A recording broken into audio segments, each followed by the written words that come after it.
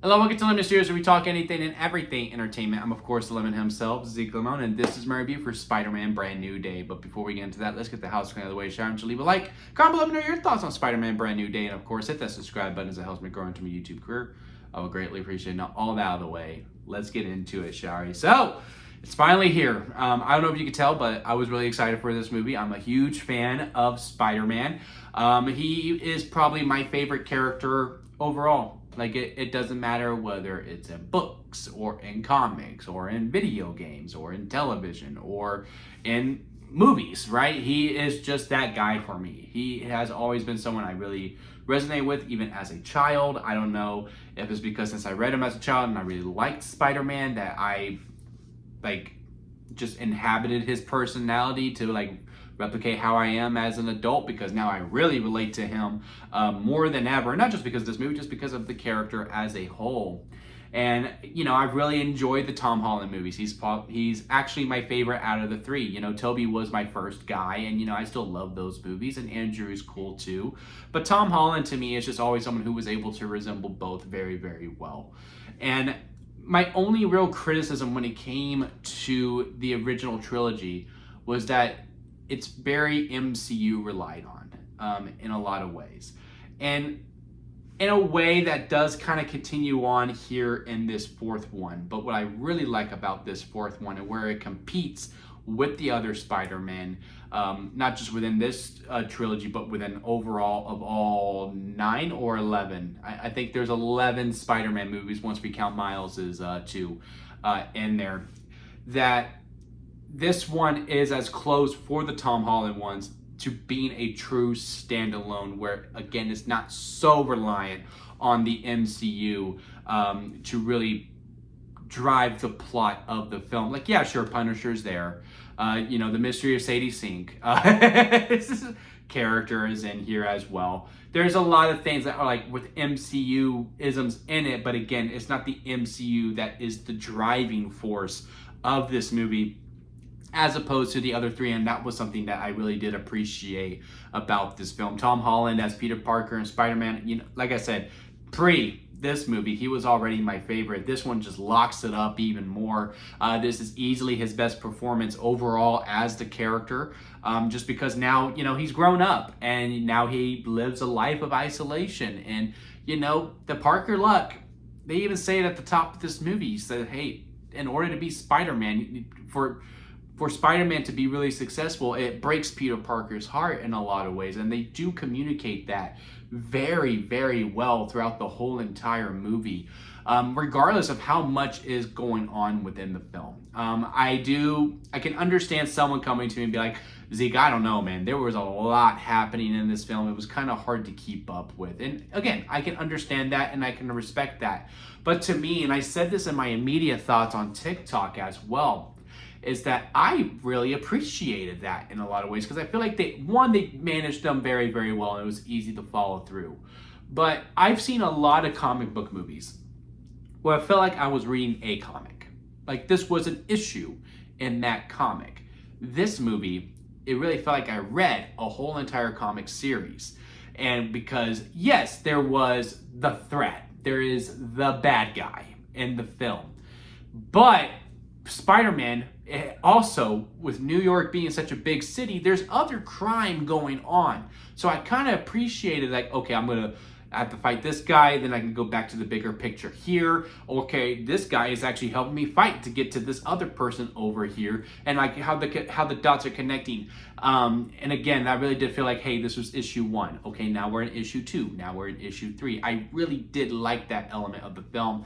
If you're not a huge comic book reader, I would also kind of compare it to those primetime television shows or detective stories where, yeah, every episode is a different case, but each one of those cases help build to the big case once we get to the finale, right? That's kind of the structure of that this movie does. Like, yes, Spider-Man's fighting Scorpion. Yes, Spider-Man's fighting the Hand. Yes, Spider-Man is going toe-to-toe with many people throughout this whole entire film. He is swinging everywhere. He is going all around through the city, but everything is building up to this moment once we do get to that third act. That again, I really enjoyed that structure. As for the supporting cast, John Bernthal as Punisher, arguably probably one of my favorite performances of his, maybe since his debut in season 2 of Daredevil in a lot of ways.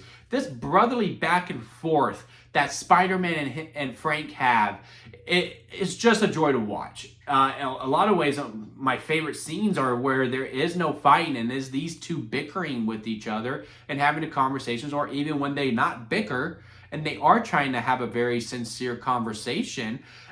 Again, I felt those real tender moments. Like, again, I really did loved Frank Castle in this movie, just because there was another side to it. I was kind of nervous because, like, how are we going to contain Frank Castle in a PG-13 Spider-Man movie, right?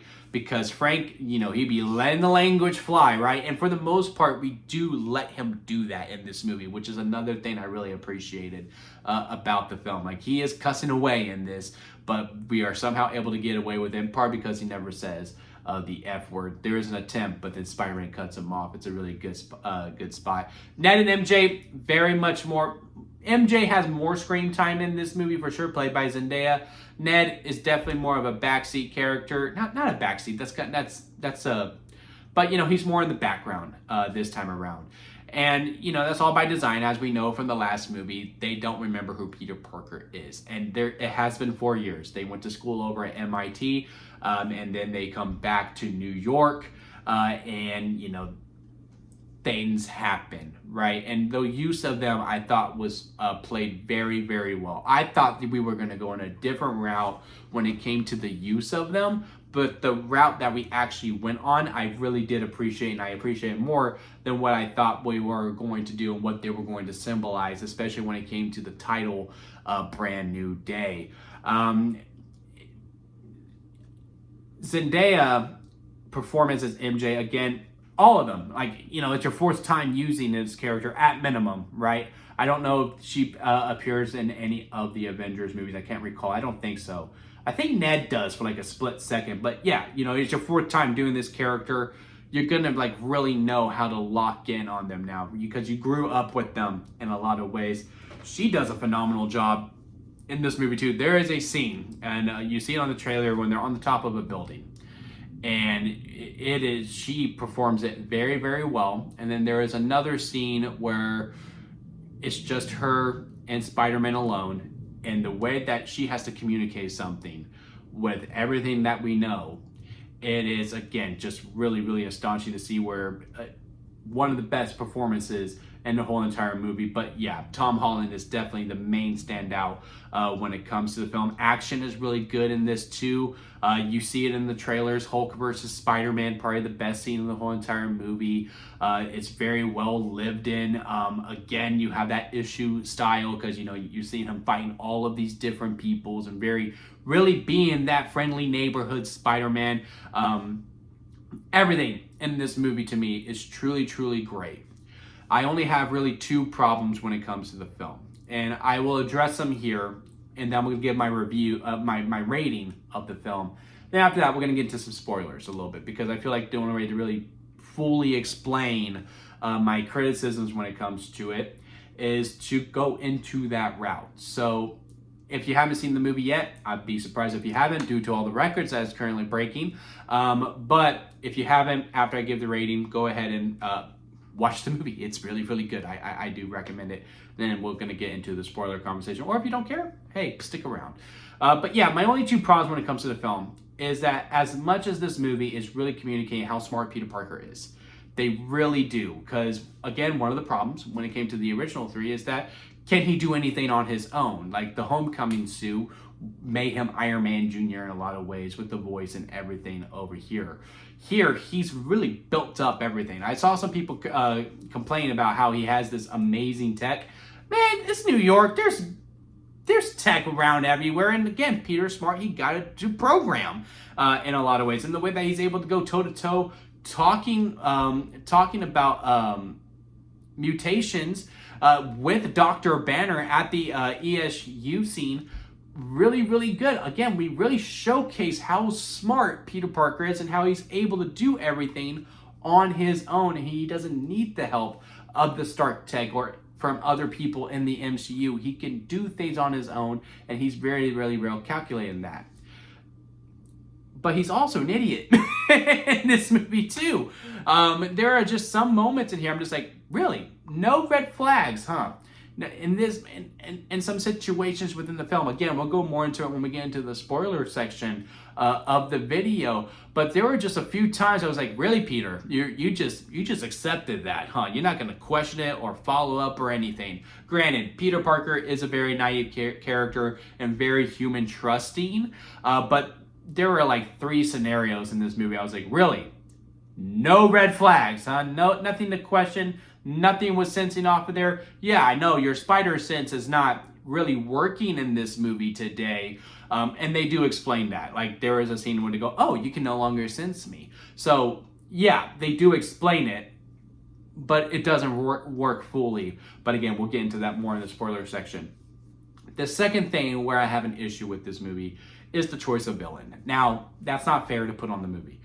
Oh, you didn't use a villain that I wanted you to use after I'm seeing the context of the film, therefore, bad movie. No, that's not fair to do. I just really want Tom Holland to have his villain in a lot of ways, because I don't feel like he's had that. Sure, Vulture was there. Vulture's the closest that we got. But Vulture's beef was never about Spider-Man making problems for him. His beef was always with the Avengers. So Spider-Man was just kind of there to play, house cleaner in a lot of ways. Mysterio, his beef was never with Spider-Man. It was with Tony Stark. Then, No Way Home, he's only fighting villains that aren't part of his Spider-World, right? So here, I feel like we had an opportunity for it. And again, it's a villain that it's not in Spider-Man's rogue gallery, so can we really count that as one of Tom Holland's villains? I would say no. But again, the use of this villain was very well executed, and I have no problems with how they were used. I would have just liked someone else in that spot.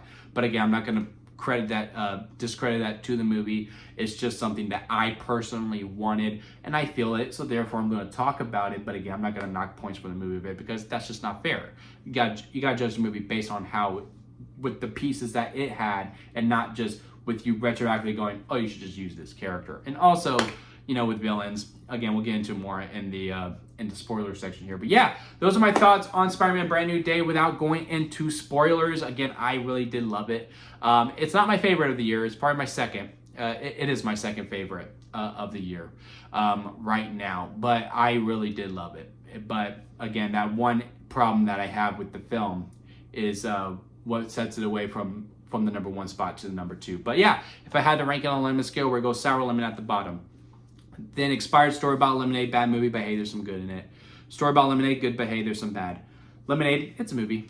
Freshly Squeezed Lemonade, very good, minor problems here and there. And then Strawberry Lemonade at the very top, because that's the best kind of lemonade. As much as I want to give Spider-Man Brand New Day the Strawberry Lemonade, I can't. It's a Freshly Squeezed Lemonade, just again, to that one narrative point of that Spider-Man does just have to trust the people, even though, again, it's clearly like, hey, something ain't right with that. You should probably investigate this a little bit more. But hey, it is what it is. But yeah, Freshly Squeezed Lemonade, very, very good movie nonetheless. I cannot recommend enough. I will be definitely going again. Maybe tonight. I might go again tonight if I can get a ticket, because again, those records are going to be broken. Now, let's get into some spoiler sections of the movie. To go more into depth with my problems of the film, so this is your last chance. Go ahead and click away if you do not want to be spoiled for the movie. But yeah, let's get the one where I don't think it's fair for me to criticize the film. Let's get into the villain. Let's get into Sadie Sink as Jean Grey. Our first X-Men confirmed. I'm really excited to see her within future projects when it comes to Marvel. I think she played Jean Grey very, very well. I think what Marvel is going to try to use for Jean Grey, I think, was communicated very, very well too. Again, very, very powerful, and she serves this story very well. And again, when it comes to villains, now granted, they didn't market Sadie Sink as Jean Grey once ever, but the cat was kind of out of the bag after a while. And villains are used for marketing now. They're not used to say, hey, we're going to use this villain to help serve the narrative. This movie, for the most part, it does that. But for the most part, hey, we're going to use this villain because we believe it will draw more money if we bring this character in, right? Sony's been doing it for a while. There's a reason why they shoehorn Venom into Spider-Man 3. It is what it is. But I could not help but think, man, this could have been Mr. Negative.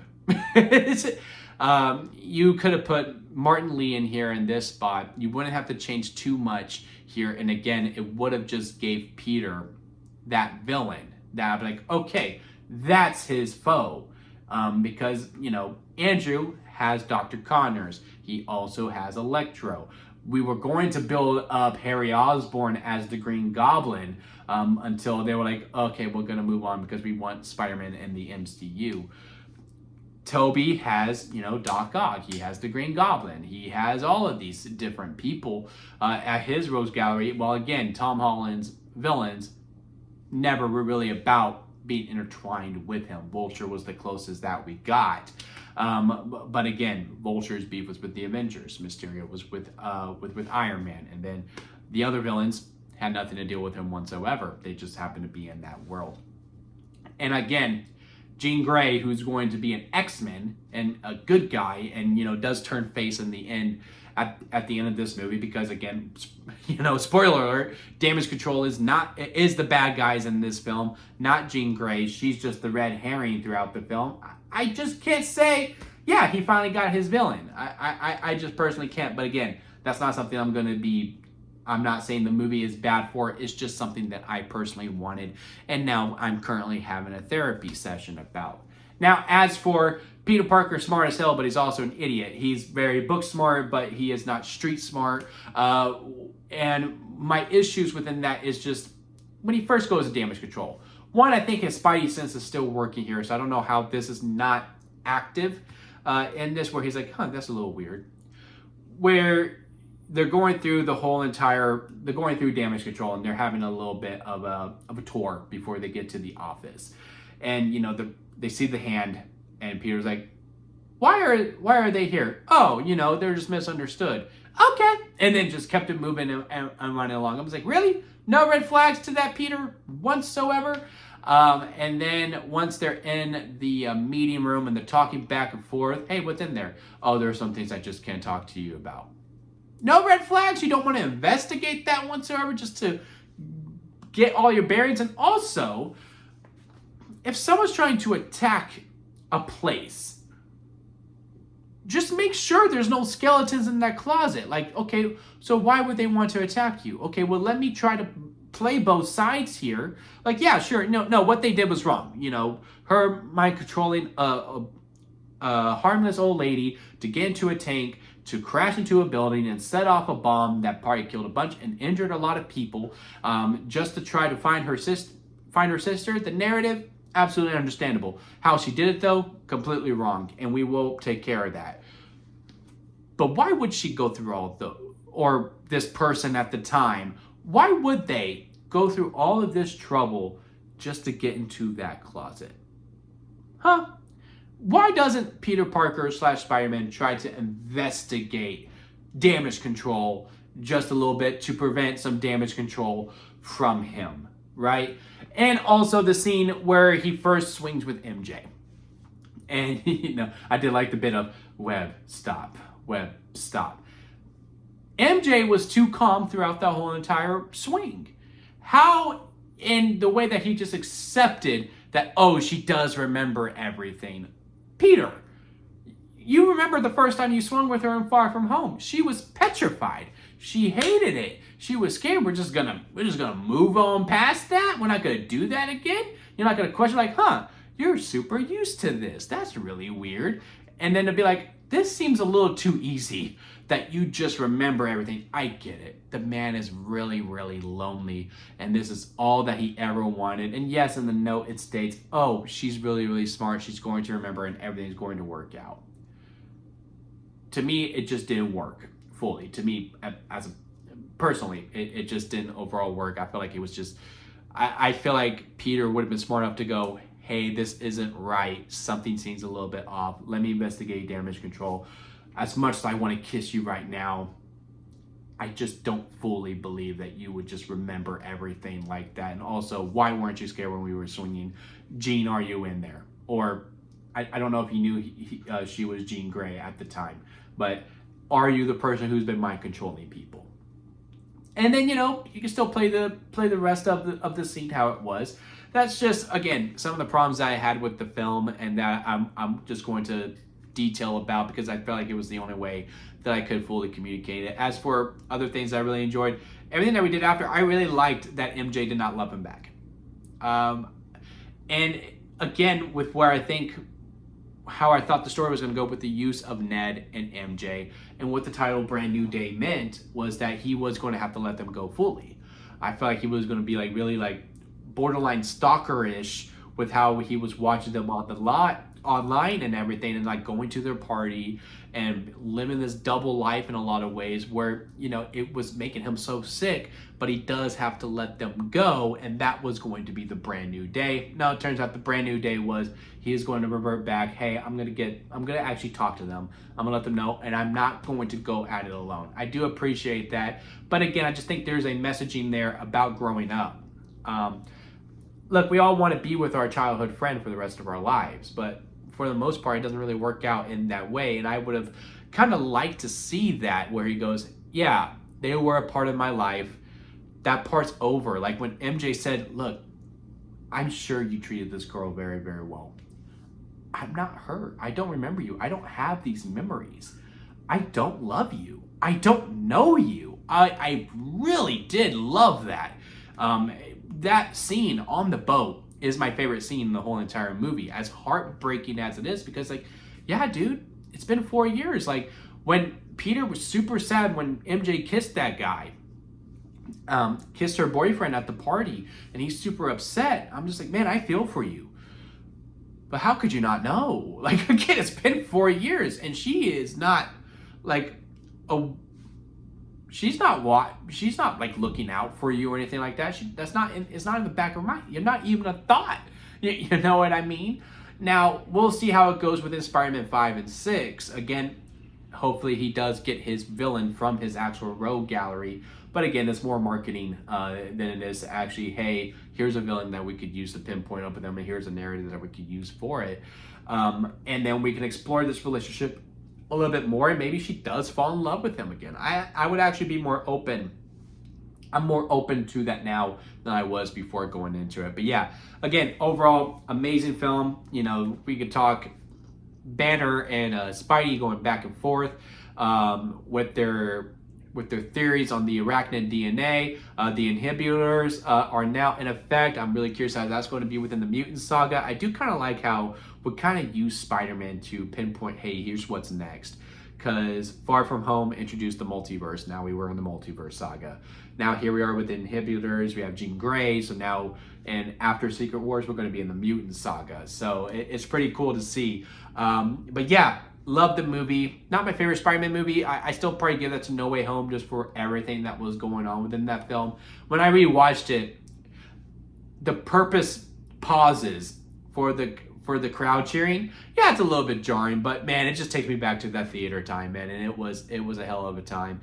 And F y'all, man, seeing all three Spider-Man together and all of those characters that I literally grew up watching all on the screen at the exact same damn time, fuck that. Movie's great. I don't give a shit. But this was another great movie too. Sure, we could probably talk that is a better, well-made film, because again, the pauses are a little jarring in No Way Home.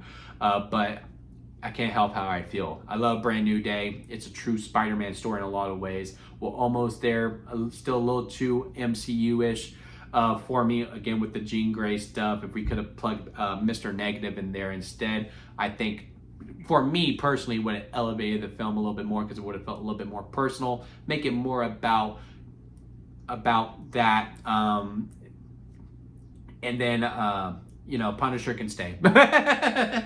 We'll allow that. But yeah, those are my thoughts on Spider-Man Brand New Day. I will let y'all go. We've already gone super long here. Comment below, let me know your thoughts. on Spider-Man Brand New Day. Leave a like if you made this far in the review. I do greatly appreciate it. And hit that subscribe button as I am trying to grow into my YouTube career. And don't forget to squeeze the days, guys, because life is too short not to give you all. So squeeze every opportunity that you can. Until next time, I'll see you here at Lemon Studios.